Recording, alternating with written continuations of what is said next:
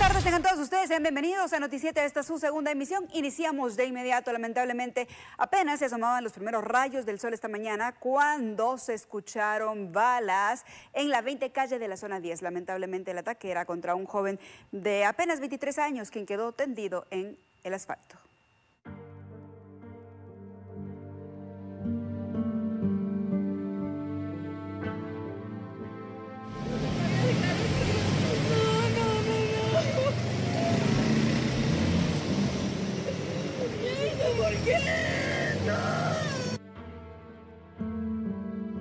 Bomberos municipales fuimos alertados a la 20 calle y 23 avenida de la zona 10, donde informaban que se encontraba una persona herida de proyectil por arma de fuego.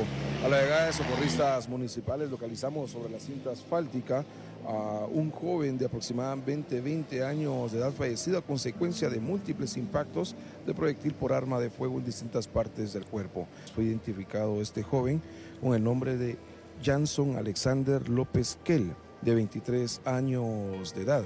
Esta persona fue identificado por el señor Juan Antonio Yol, quien dijo ser su tío, desconociendo las causas del ataque directo hacia esta persona.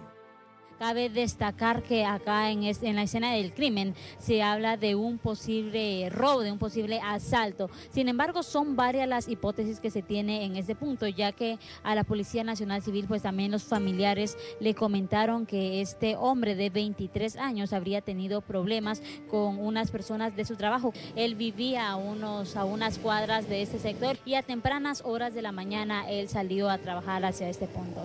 Como ya les mencionaba, este hombre dejó a una niña de 5 años en orfandad.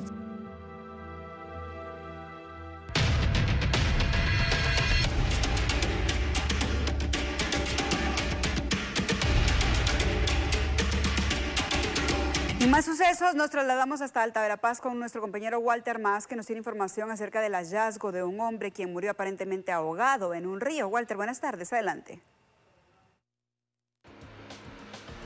Comunitarios de la aldea Xaxlocom del municipio de Santa María Cabón del departamento de Alta Verapaz localizan el cuerpo sin vida de un hombre a la orilla de un río. Al parecer falleció de asfixia por sumersión. Ya serán las autoridades las que se encargan de establecer realmente las causas de su deceso. Según pobladores del lugar, este no era residente en el sector. Posteriormente a las diligencias de parte de auxiliares fiscales del Ministerio Público, el cadáver fue trasladado por los cuerpos de socorro como XX por carecer de documentos personales a la morgue del Instituto Nacional de Ciencias Forenses INACIF para la necropsia de ley. Desde el departamento de Alta Verapaz reportó Walter Mas.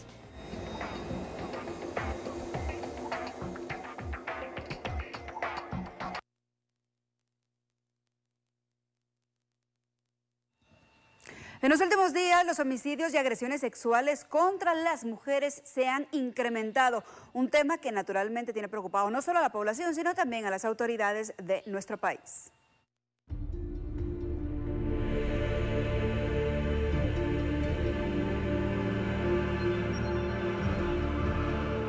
Se han registrado muchos casos de violencia en contra de la mujer, mismo que le hemos informado nosotros en los últimos días. Sin embargo, hoy nosotros nos encontramos con autoridades de la Fundación Sobrevivientes. Ellos llevan muchos casos en este sentido. Sí, vemos preocupante porque las cifras siguen elevándose. Lastimosamente la violencia contra la mujer no solo afecta a las mujeres adultas, sino que hoy en día vemos mucho índice de violencia contra la niñez, contra la adolescencia. Los casos de delitos sexuales no logramos que bajen las cifras. Encontramos la manifestación física, que es el delito que más se denuncia, seguido de la psicológica, y también se encuentran los delitos sexuales. Aquí no solo los que se aplican con la ley de femicidio, que es con las mujeres adultas, sino que sobre todo en los casos de niñez y adolescentes, que el año pasado fueron más de 4.000 denuncias que se presentaron ante la Fiscalía de Niñez y Adolescencia, aquí en el departamento de Guatemala. Entonces el INACIF normalmente reporta cada año más de 6.000 evaluaciones solo en delitos sexuales.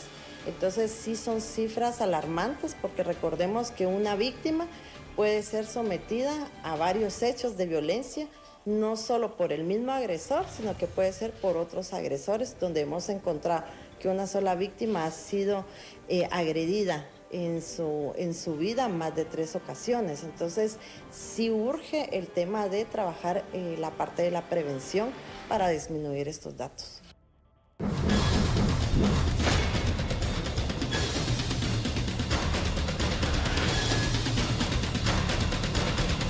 Tenemos información de última hora. Lamentablemente, un vendedor de helados es asesinado en la colonia Belén, en Misco. Es Marvin García quien nos tiene los detalles al respecto. Buenas tardes, Marvin, adelante.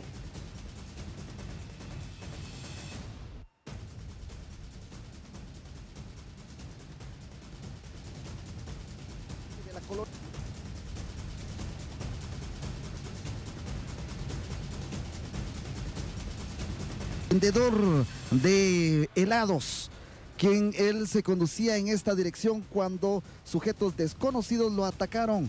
Pueden ustedes observar la carretilla de producto que él tenía a la venta. Se puede observar en este momento cuando sujetos desconocidos, sin mediar palabras, le dispararon a esta persona que podemos observar que tratando de escapar, de darse la fuga en este momento y ponerse a salvo, dejó la carretilla en este lugar y posteriormente él cae donde está este túmulo en este sector. Vamos a tratar de conversar con bomberos voluntarios quienes llegaron hasta este punto de la escena donde falleció esta persona que usted lleva en su pantalla y vamos a tratar de conversar con él para que nos dé datos si la persona ya fue identificada. Vamos a conversar con Aureliano para que nos pueda indicar si ya fue identificada esta persona. Oficial, buenas tardes. Buenas tardes, fuimos destacados acá lo que es séptima calle, séptima avenida de la colonia Belén, zona 7 de Misco. Al llegar al lugar verificamos a una persona de sexo masculino de 35 años, el cual fue identificado por el familiar como Pablo Noé Ramos Cos. Ya, oficial, varias heridas. Al verificar sí se constató que tiene varias heridas ocasionadas con proyectil de arma de fuego. Tomando en cuenta el callejón donde atendieron personas con crisis nerviosa. A los familiares, ya que se hicieron presentes varios familiares. Muchas gracias al oficial Aureliano Lainez, quien ha dado la información y que destacaron las unidades, allá él lo ha manifestado, atendieron a familiares con crisis nerviosa, quienes fueron que identificaron a este vendedor de helados. De momento se manejan 2 líneas de investigación por parte de agentes de investigación quienes han llegado hasta este lugar. La primera, que se trate de una venganza, y la segunda, que es más fuerte, que se mantiene por parte de familiares, es de que la persona se les había cobrado una extorsión y es por ello que al evitar de pagar esta misma para poder vender este producto en esta zona o este sector, él fue asesinado de varios disparos, como usted lo está observando y usted lo lleva en su pantalla. Bomberos voluntarios ya dieron aviso hacia el Ministerio Público, a las autoridades competentes, para que se inicie una investigación de este asesinato de un vendedor de helados, como lo hemos manifestado. Esto se dio acá en la colonia Belén, zona 7 del municipio de Misco, donde se da este crimen. Nuevamente, el cobro de extorsión, que es lo que más se maneja dentro de una línea de investigación. Agentes de la Policía Nacional Civil ha acordonado el área para evitar una contaminación dentro de la escena del crimen, donde sicarios, ellos le dieron muerte a esta persona. A la información que yo tengo a esta hora de la tarde, con imágenes de Marlon Hidalgo, Unidad Móvil José Cotzajay, yo soy Marvin García. Regresamos con ustedes a Estudios Centrales. Gracias, Marvin, por brindarnos esta información lamentable, realmente. Continuamos con más.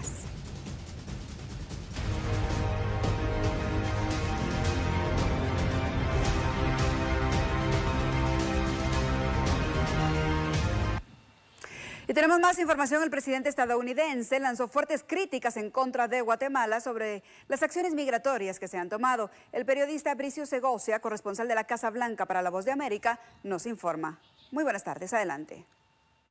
Donald Trump amenaza a Guatemala por no firmar un acuerdo de tercer país seguro, algo que la hubiera obligado a hacerse cargo de los solicitantes de asilo que recibe Estados Unidos. El presidente dijo a través de Twitter que su administración está contemplando aplicar aranceles, tarifas a las remesas o incluso prohibiciones sin especificar a qué. Desde La Voz de América hemos intentado obtener más información sobre las nuevas medidas que el gobierno contempla para Guatemala, pero la Casa Blanca de momento no nos ha dado más detalles. Trump acusa al país centroamericano de haber roto un acuerdo de tercer país seguro, pero veamos los antecedentes, porque el presidente Jimmy Morales tenía previsto reunirse aquí en la Casa Blanca con Donald Trump la semana pasada. Un día antes, Morales pospuso su visita y en un comunicado su gobierno dijo textualmente que se debía a las especulaciones surgidas en torno al acuerdo y a las acciones legales emprendidas en el mayor ente judicial del país, la Corte de Constitucionalidad.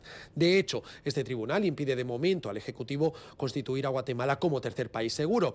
Y en respuesta a los tuits del presidente Trump, el gobierno guatemalteco responde que tiene las manos atadas y culpa a la Corte de Constitucionalidad del deterioro que se puede dar entre la relación entre Guatemala y Estados Unidos. Tras varias demandas, esta Corte obliga al mandatario a obtener el apoyo del Congreso para poder firmar el convenio con Washington, algo que es sumamente improbable. Desde la Casa Blanca les informó Bricio Segovia, de La Voz de América, para Noti7. Gracias a Bricio Segovia por esta información. Y unos minutos después, el presidente de la República, Jimmy Morales, dio su punto de vista respecto al tema a través de las redes sociales y en un comunicado de la presidencia. La mayoría de sus magistrados identificados con intereses políticos personales han utilizado su investidura para entrometerse en la política exterior del Estado de Guatemala, facultad que le confiere nuestra Carta Magna exclusivamente al organismo ejecutivo. Su intromisión en dicha política exterior contribuyó grandemente en el deterioro de las negociaciones entre el Estado de Guatemala y los Estados Unidos de América, en temas relacionados con la migración irregular, seguridad fronteriza y lucha conjunta contra las amenazas transnacionales del crimen organizado en Centroamérica. Las negociaciones para una postura negativa a los intereses nacionales. Todo esto pone en riesgo la relación bilateral con Estados Unidos, que traerá consigo posibles sanciones. Los magistrados de la Corte de Constitucionalidad tomaron decisiones que hoy ponen en peligro la excelente relación bilateral con nuestro principal socio económico. El gobierno de los Estados Unidos anunció sanciones a las remesas de nuestros hermanos guatemaltecos que migraron para proveer a través de sus remesas un futuro mejor a sus familias que se quedaron en suelo guatemalteco. Espero que ahora la Corte de Constitucionalidad asuma ante la población guatemalteca las consecuencias de sus decisiones y espero que con madurez den la cara a cada familia que obtiene un beneficio a través de las remesas. Señores magistrados de la CC, no sigan violando la Constitución de la República.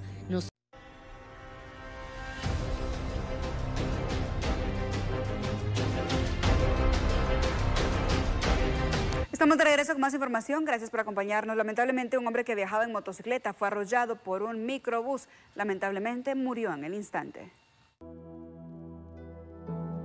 Los motoristas son vulnerables a protagonizar accidentes. Justamente esto fue lo que sucedió con Brandon Ponce Cap, de 26 años, cuando se conducía por la ruta de Carchá a San Juan Chamelco, Alta Verapaz. Este martes salió de su vivienda para realizar sus labores cotidianas, sin imaginar que no retornaría con vida. A eso de las 7 de la mañana, un microbús lo impactó, expulsándolo de su motocicleta. Derivado del percance y las heridas que le fueron ocasionadas, Ponce perdió la vida instantáneamente. Mientras tanto, el piloto del microbús fue capturado y trasladado al juzgado de turno. Fiscales del Ministerio Público llegaron al lugar para recabar la evidencia correspondiente. El cuerpo de Ponce fue llevado a la morgue del INASIF de ese departamento.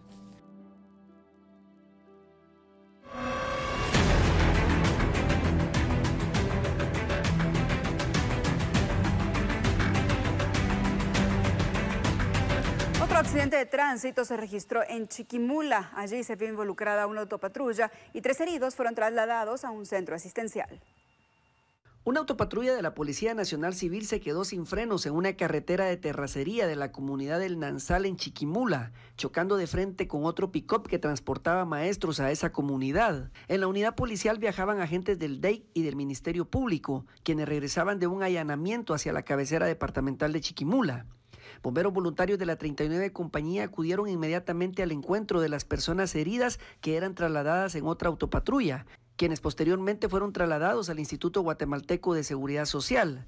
Los heridos entre maestros y agentes de la Policía Nacional Civil fueron identificados como Junior Estuardo Estrada, de 25 años, Freddy Antonio Ruano, de 34, Jorge Alexander Aldana, Maritza Argueta Salazar, de 32, y Pedro Quintana Ortiz, de 35 años de edad, mientras que los integrantes del Ministerio Público resultaron con heridas leves.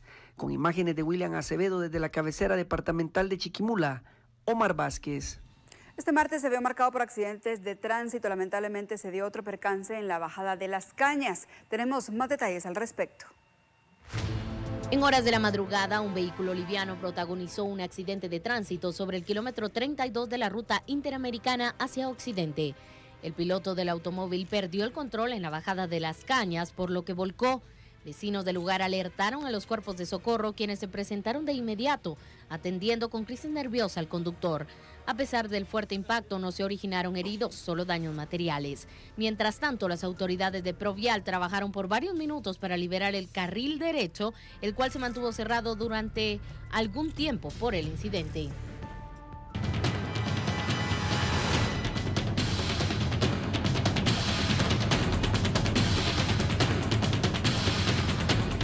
Y más información: en Retaluleu se llevaron a cabo este día más de 10 allanamientos con el fin de desarticular bandas criminales.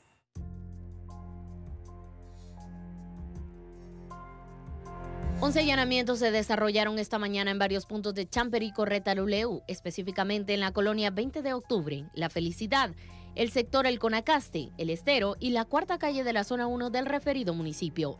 Los operativos tenían como objetivo desarticular grupos de pandillas y extorsionistas que, según se ha informado, han estado intimidando a vecinos y comerciantes del lugar.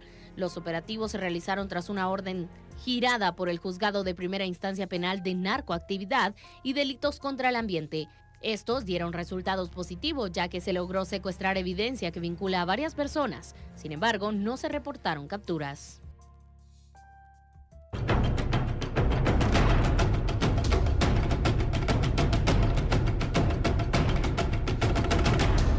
Tenemos una actualización informativa. Un maestro que pretendía viajar con una fuerte suma de dinero sin declarar fue capturado esta mañana en el Aeropuerto Internacional Aurora. Agentes de la Policía Nacional Civil capturaron a un maestro de 44 años, identificado como Danilo Valdemar López Monterroso, quien es indicado del delito de lavado de dinero. El profesor fue arrestado en el Aeropuerto Internacional Aurora, en la zona 13 capitalina, cuando pretendía salir del país hacia el extranjero. Autoridades informaron que López Monterroso llevaba dentro de su equipaje una fuerte suma de dinero en dólares, euros, quetzales, pesos colombianos y córdobas nicaragüenses sin declarar. Tras su aprehensión, el docente fue trasladado a Torre de Tribunales, en donde deberá aclarar su situación legal. Expedientes. Fue sustraída de su casa. Ingresaron 4 individuos con...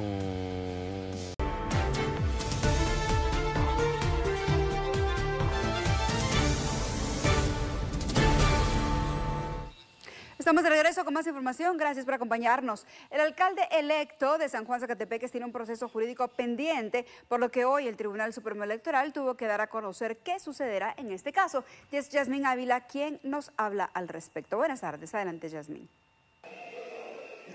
Así es, Eli, muy buenas tardes. Y es que en días anteriores se hablaba de un proceso penal y esto involucraba incluso a un candidato electo como alcalde en el municipio de San Juan Zacatepeques.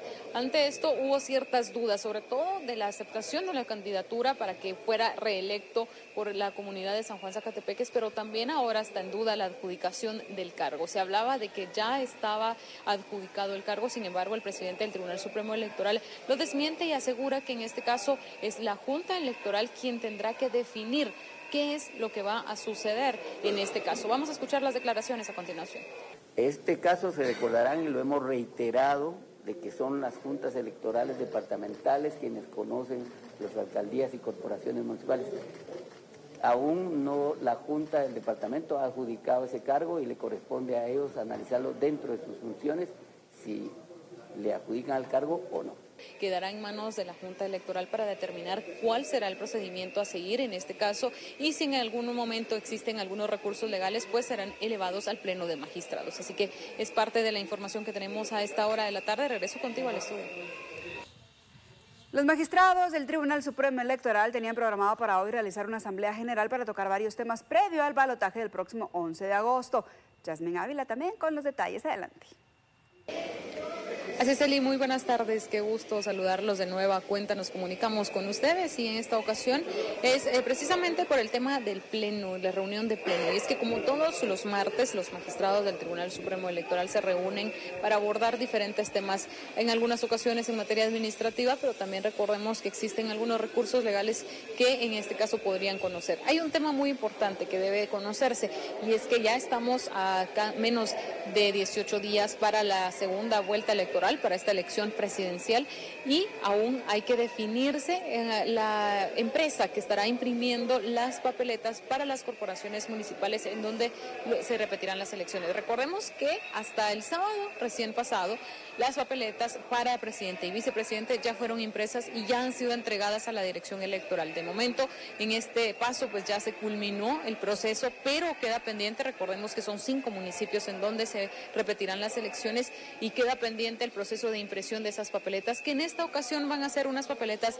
celestes, ya no rosadas como en la primera vuelta, sino se ha cambiado el color precisamente por temas de seguridad, según lo dio a conocer el Pleno de Magistrados, pero no se ha adjudicado la empresa que estará a cargo de la impresión de más de 72,000 papeletas para estos 5 municipios. En esta reunión de pleno se espera que los magistrados tomen ya una decisión y elijan y designen cuál va a ser esta empresa que tendrá a su cargo la impresión para iniciar con el proceso y así entregarla también a dirección electoral y empezar con los procesos de embalaje de las cajas electorales. La directora de esta unidad decía que se tiene previsto empezar con el embalaje el próximo 3 de agosto. Sin embargo, no se ha determinado en qué momento se estarán entregando las papeletas de corporaciones municipales y se espera que ese sea un tema que pueda abordarse este día en el Pleno. Así que con esta información regreso contigo al estudio. Buenas tardes.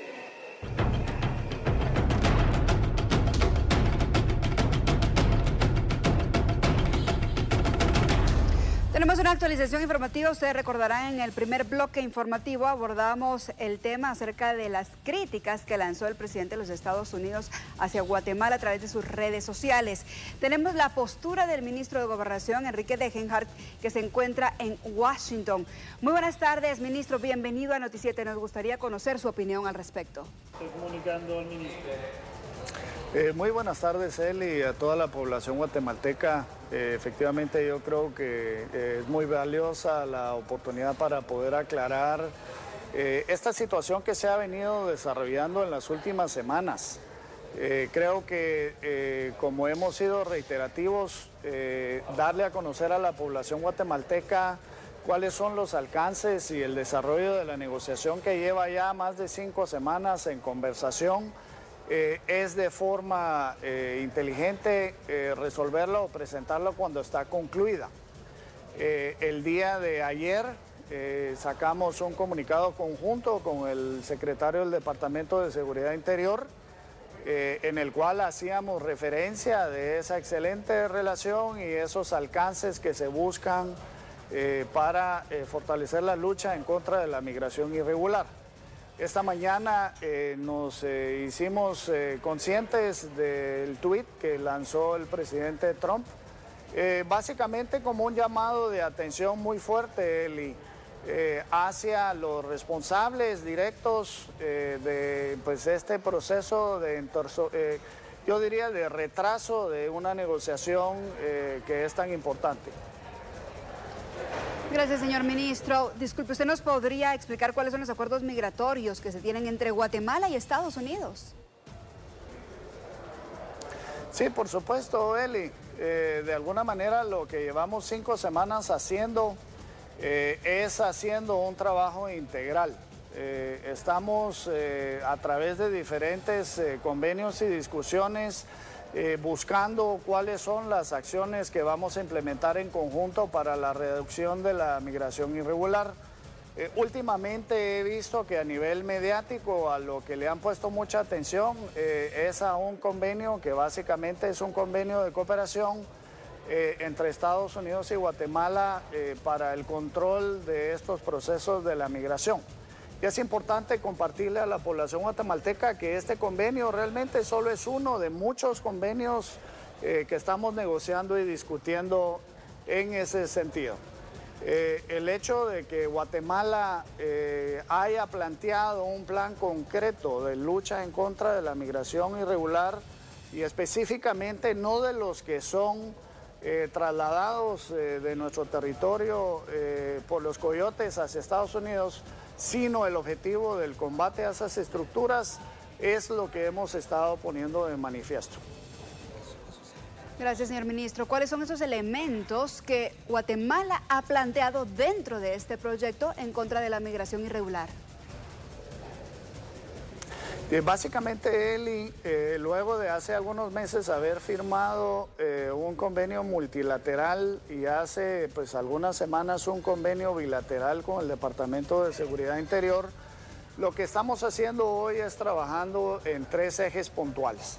El primer eje, Eli, es cómo combatimos esa oferta de los servicios del traslado de la migración irregular.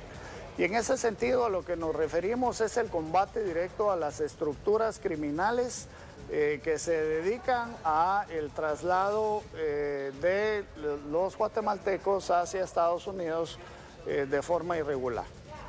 En ese eje, por supuesto, hay un enlace importante con la Fiscalía y la Fiscalía Transnacional que fue creada recientemente, así como una serie de planes y programas que han estado en desarrollo. Pero es importante también aclarar que de nada nos sirve atacar a las estructuras criminales en función de esa oferta de servicios ilegales o irregulares si no abordamos también la parte de la demanda. Y cuando me refiero a la parte de la demanda de esa migración irregular, me refiero específicamente a que como Estado, y en esto es un esfuerzo interministerial, hemos estado discutiendo también un plan a través del cual el gobierno de Estados Unidos está anuente a darnos visas de trabajo legal para nuestros trabajadores agrícolas y de la industria. Como es obvio, nosotros planteamos ese requerimiento, Estados Unidos lo tomó en cuenta y lo consideró en volúmenes, yo diría, históricos, pero por supuesto Estados Unidos también necesita una contraprestación. Esa contraprestación es cabalmente ese acuerdo que ha estado en discusión y el cual ha sido criticado, y no termino de entender por qué, desde hace algunas semanas. El tercer eje, Eli, es un eje muy sensible y tiene relación con la protección a los menores de edad. Gracias, señor ministro. ¿Qué tanto afectan las acciones de la Corte de Constitucionalidad en el tema migratorio? Pues desafortunadamente, Eli, el amparo provisional que fue planteado por los ex cancilleres, el procurador de los derechos humanos y entiendo que otra persona particular que no me recuerdo quién es en este momento, lo único que hizo fue entorpecer un proceso de negociación que es sumamente importante para la relación bilateral. Yo creo que ellos no se dieron cuenta la profundidad del impacto y las repercusiones que haber interpuesto este amparo o esa solicitud de recurso de amparo iba a tener. Y creo, Eli, que la Corte de Constitucionalidad tampoco ha visualizado o entendido las repercusiones nefastas que esto están llevando al país en este momento. El aviso que hizo el presidente Trump esta mañana pone en riesgo, de hecho, entiendo yo, más de 1 millón de puestos de trabajo de los guatemaltecos.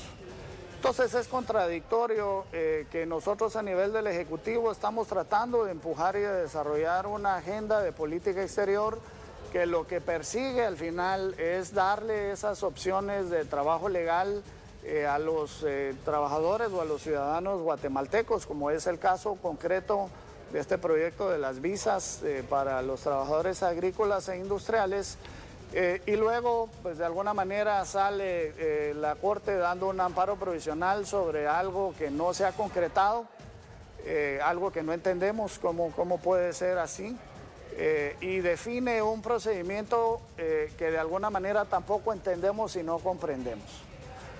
Creo que es importante que estemos conscientes que para la economía del país, la alianza con el gobierno de Estados Unidos representa casi el 50% de sus exportaciones, y yo creo que es importante para la población y para los empresarios entender las repercusiones que plantea el presidente. El presidente de Estados Unidos, entiendo yo, nunca ha hecho un ofrecimiento o una amenaza, y de esa manera, como lo vemos nosotros, es que esta es una acción que de corto plazo va a poner a Guatemala en serios problemas. Precisamente a eso iba, señor ministro, se nos acaba el tiempo, pero precisamente le queríamos consultar qué futuro le ve a usted después de esas declaraciones al tema migratorio y los acuerdos que se han establecido con Estados Unidos. Pues los acuerdos de alguna manera siguen viabilizándose. Yo estoy aquí en Washington cabalmente haciendo un proceso de conversación. Por supuesto, estamos tratando de evitar que el presidente de Estados Unidos nos imponga tarifas arancelarias y regule el envío de las remesas, que según tengo entendido pondría al país entero en condiciones económicas muy serias de muy corto plazo. Y lo que vemos, y este es un mensaje, yo creo que los responsables de esta situación están muy claramente identificados. Estas personas que de alguna manera no están viabilizando la función del Ejecutivo en función del desarrollo de su política exterior deben de ser identificados como tal. Nosotros como tal los identificamos a ellos como los únicos responsables de esta situación. Y por supuesto, lo que nosotros vamos a hacer desde nuestras capacidades es tratar de evitar que esta situación se dé. El mensaje que yo he recibido el día de hoy, de manera muy concreta y directa, es: si este convenio no se firma, las repercusiones están garantizadas para Guatemala. Es una situación que nos tiene sumamente preocupados. Y que esperamos que de alguna manera los responsables que tienen en este momento el presente y el futuro del país de Guatemala en sus manos, lo analicen bien y lo reconsideren. Gracias, señor ministro, por su comunicación para Noti7 desde Washington en directo. Si usted tiene algún mensaje especial para los guatemaltecos que quiera brindar aún. Sí, Eli, muchas gracias. Pues el gobierno de Guatemala está realmente haciendo un esfuerzo titánico para buscar las opciones de puestos de trabajo formales y legales en Estados Unidos. Considero que tenemos una oportunidad histórica la cual debemos aprovechar como población guatemalteca, pero por supuesto tenemos que atravesar estos obstáculos que desde ningún punto de vista nos ayudan para poder llegar a ese objetivo. Gracias, señor ministro, por su comunicación, por este mensaje. Saludos hasta Washington. Estaremos en constante comunicación con usted. Muchísimas gracias y buenas tardes. Gracias, Eli. Buenas tardes. Y bien, esta fue la comunicación que tuvimos en directo con el ministro de Gobernación, Enrique Degenhardt, desde Washington. Nos vamos a la pausa. Regresamos en breve.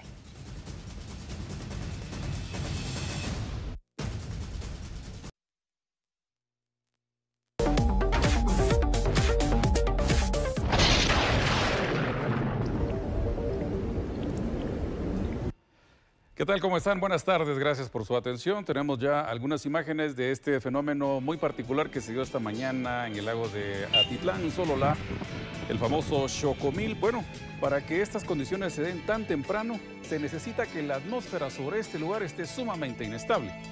Y luego esta situación que ya se da con ciertos horarios, especialmente después del mediodía. Lugares como este son muy recurrentes porque también los hay en la tarde-noche, pero el que se ha dado muy temprano indica que la atmósfera está muy inestable, que hay altas temperaturas y que los vientos fríos que descienden por las laderas de la zona volcánica y montañosa se encuentran con el aire cálido que sube, aunque es muy temprano. Pero hay que tomar en cuenta que las inversiones de temperatura se dan y que estamos en una temporada muy inestable que genera una especie de trombas, remolinos, fuertes vientos que pueden incluso volcar embarcaciones y generar olas como que si estuviéramos en el mar. Es una explicación científica que se da en estas depresiones, su relación con el nivel medio del mar, condiciones de viento, temperatura, estos vientos fríos descendiendo. Son muchos factores inestables y pueden cobrar proporciones mucho mayores de las que vimos esta mañana. Nos vamos a Bangladesh, en el Golfo de Bengala, Nepal, la India, Bangladesh, bajo el régimen de un monzón. Monzón son situaciones generadas por periodos o temporadas de lluvias casi que continuas que superan el acumulado diario y mensual. Y como sabemos que esta zona, su nivel medio del mar es mínimo, también tiene principales afluentes muy caudalosos, con poca lluvia que se vierta, pues se inundan y se desbordan. Y por supuesto, la construcción o las construcciones en estas regiones son sumamente vulnerables con poco y los efectos que ya hemos visto. Han muerto centenares de personas debido a las inundaciones, fuertes vientos. Más de 320 van en las horas más recientes, las últimas 24 horas.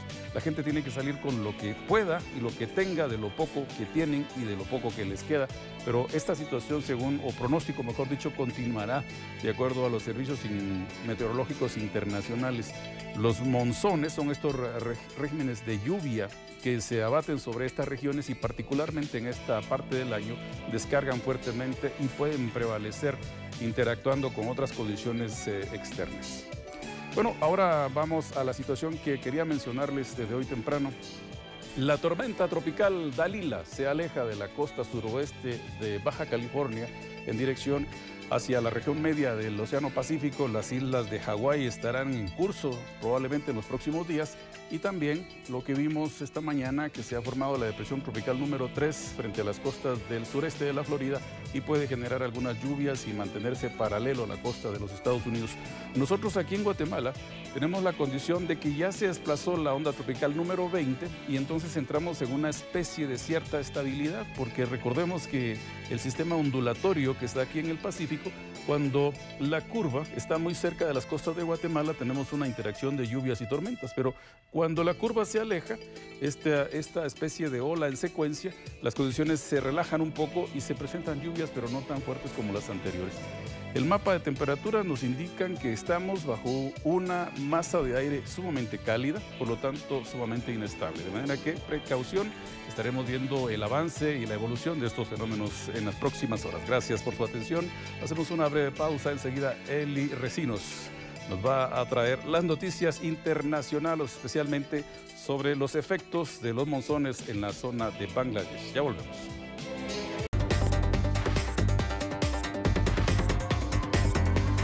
Estamos de regreso en Noti7. Muchas gracias por acompañarnos. Y en otras noticias tenemos un servicio social. Alerta Alba Kenneth. Jocelyn Mariana Sosof Cipriano, de tan solo 12 años, desapareció en la colonia San Ignacio, en la zona 7 de Misco. Iba con vestido gris cuando fue vista por última vez el miércoles 17 de julio. Sus familiares piden a quienes puedan o pudiesen haberla visto que den aviso de inmediato a las autoridades o a los números telefónicos 5831-3543 o al 4752-5322. La información está en su pantalla y la fotografía de Jocelyn Mariana Sosof Cipriano, de 12 años, quien desapareció en la colonia San Ignacio, en la zona 7 de Misco, el 17 de julio. Sus padres piden que por favor se comuniquen de inmediato si alguien tiene noticias de esta pequeña.